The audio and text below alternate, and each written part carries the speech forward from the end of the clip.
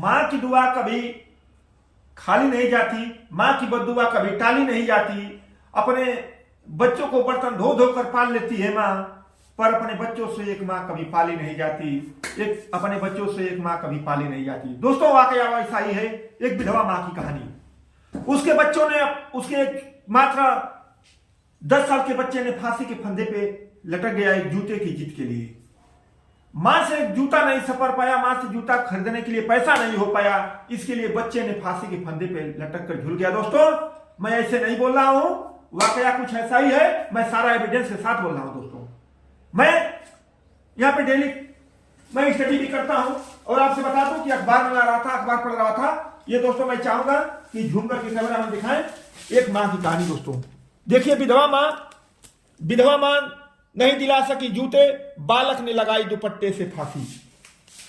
दोस्तों ये घटना झकझोर देने वाली है, रामपुर की घटना है, ये झकझोर देने वाली घटना है। दोस्तों मैं आपसे कहना चाहता हूं कि ऐसे स्थितियों में मां का दिल, अब बताइए मां के दिल पे क्या गुजरता होगा। दोस्तों जिसके बच्चे ने मां के आगे फांसी के फंदे पे लटक गया, मां ने भी क्या सपना देखा होगा बच्चों के लिए, बच्चों के भविष्य के लिए, कि हमारे बालक हैं, हमारे बुढ़ापे की लाठी की सहारा बनेंगे। दोस्तों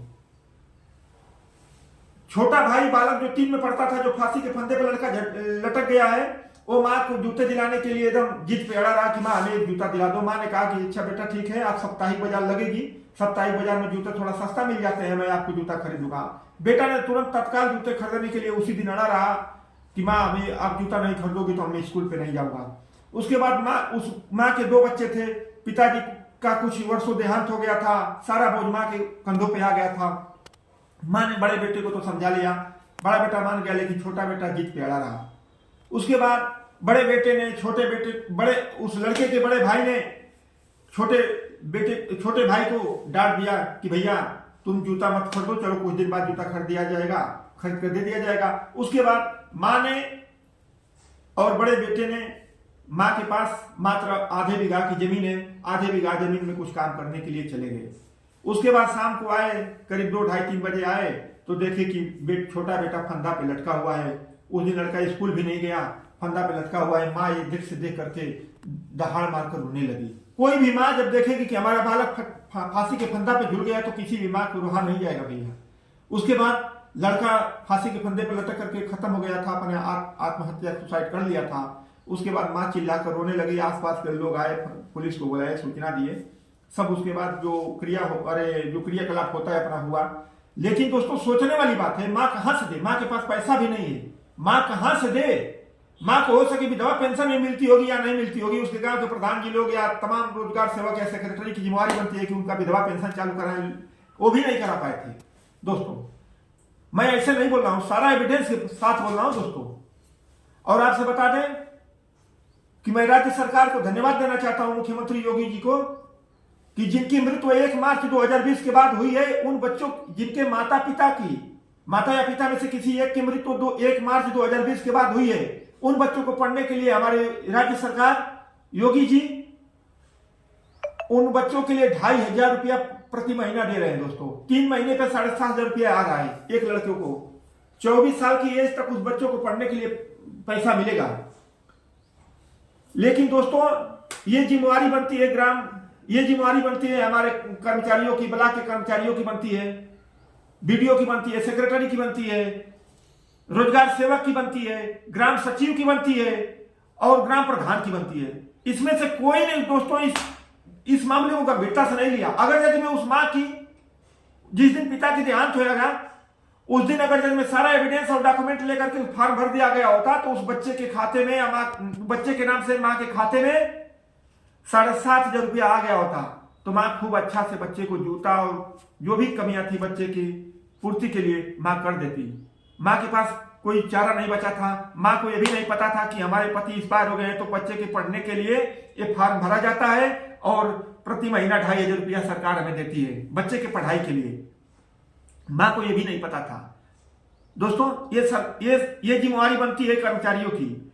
मैं ये वीडियो इतना फैलाइए कि ये हमारे वीडियो इतना शेयर करिए कि सरकार तक पहुंचे और सरकार संज्ञान ले, इन कर्मचारियों को तगड़ा से तगड़ा आदेश दे कि घर घर जाकर ऐसे बच्चों को पता करे कि किसके माँ किसके पिताजी नहीं है, जिसके पिता का साया जिन बच्चों का उठ गया है, उन बच्चों को पढ़ने के लिए सरकार 2,500 प्रति माह पैसा दे रही है दोस्तों। उनका फॉर्म भर करके और उन बच्चों को लाभ मिले, ताकि ऐसा कदम पैसे की हवा में न उठा सके। बहुत से लोगों को नहीं पता है।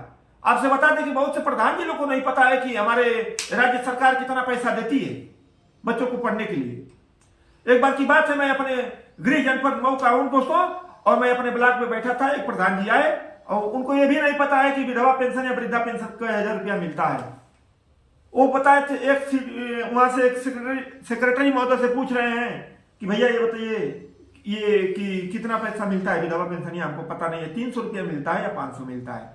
तो महोदय बताए, सेक्रेटरी महोदय बताए कि नहीं भैया, ये न 300 मिलता है न 500 मिलता है, हमारी राज्य सरकार 1,000 रुपया पैसा देती है प्रति महीना विधवा या वृद्धा या विकलांग पेंशन। तो दोस्तों कई लोग को पता भी नहीं कि कितना मिलता है। कितने प्रधान जी लोग कितने रोजगार, कितने लोग को यह भी नहीं पता है प्रधान जी लोग को कि ये फॉर्म कैसे भरा जाएगा, जमा कहां होगा। दोस्तों मैं चाहूंगा कि जिनको जानकारी ना हो वो तुरंत जानकारी ब्लॉक पर से करके ऐसे गरीब लोगों का फॉर्म भरवा करके इनको सुविधा मुहैया कराने की कृपा करें। दोस्तों मेरा किसी भी ग्राम प्रधान से इंटेंशन नहीं है, लेकिन दोस्तों जब मैं ऐसी खबर पढ़ता हूं ना, मेरी रूह कांप जाती है। एक कहावत है, का जानी पीर पराई जाके नहीं फटी बेवाई। जिसकी बेवाई नहीं फटी है वो बेवाई का दर्द नहीं समझा है। हम समझता हूं दर्द, हम दोस्त उस परिस्थिति से गुजर चुका हूं, मैं वो स्थितियां झेल चुका हूं, इसलिए मैं जानता हूं मेरी रूह कांप गई है दृश्य देख करके। मां जिस प्रकार से रो रही थी चित्कार मार करके कि उनके पति का साया उठ गया, उसके बाद छोटा बच्चा जो जूते की जिद पे अड़ा रहा, जूता मां नहीं दिला सकी, मां काम करने के लिए खेत में चली जाती है, बच्चा फांसी के फंदे पर लटक जाता है। दोस्तों अगर यदि मैं ये भी चाहता हूं कि आप लोग जितने हमारे खास तौर से उत्तर प्रदेश के लोग हमारे वीडियो देख रहे हैं, मैं उत्तर प्रदेश में सरकार ये पढ़ने के लिए बच्चों को 2,500 प्रति माह पर पैसा देती है, जिनका पिता का साया उठ गया है। विधवा वृद्धा विकलांग पेंशन 1,000 रुपया प्रति माह देती है। अगर यदि मैं कोई भी अभ्यर्थी, कोई भी लाभार्थी, कोई जानकारी नहीं किसी से, उसको ये नहीं समझ में आता है कि मैं किससे जानकारियां लूं, क्या मैं करूं, कैसे फॉर्म भरूं, जिसको ना जानकारी हो पा रही है दोस्तों कमेंट बॉक्स में मुझे अपना नंबर दे, मैं फोन करके कमेंट बॉक्स में अपना नंबर दे और हमसे सूचना करें, हमको अपना नंबर दें, हमसे बात करें, मैं उनका फॉर्म भराऊंगा। उत्तर प्रदेश में 75 जिला है, 75 जिला में कोई भी लाभार्थी इस स्थिति से गुजर रहा हो, हमको फोन करें, हम तुरंत उनको ऐसी सुविधाएं दिलाने का पूरा प्रयास करूंगा फॉर्म भर करके, और 3 महीना के अंदर में उनको लाभ, पूरा प्रयास करूंगा कि 3 महीना के अंदर में उनके खाते में पैसा चला जाए। इसी के साथ मेरा दोस्त वीडियो कैसा लगा आप लोग कमेंट करके कमेंट बॉक्स में मुझे जरूर बताएं। यूट्यूब चैनल सुनील फक्कड़ से मेरा विनम्र प्रणाम आप लोग स्वीकार करें। नमस्कार, धन्यवाद।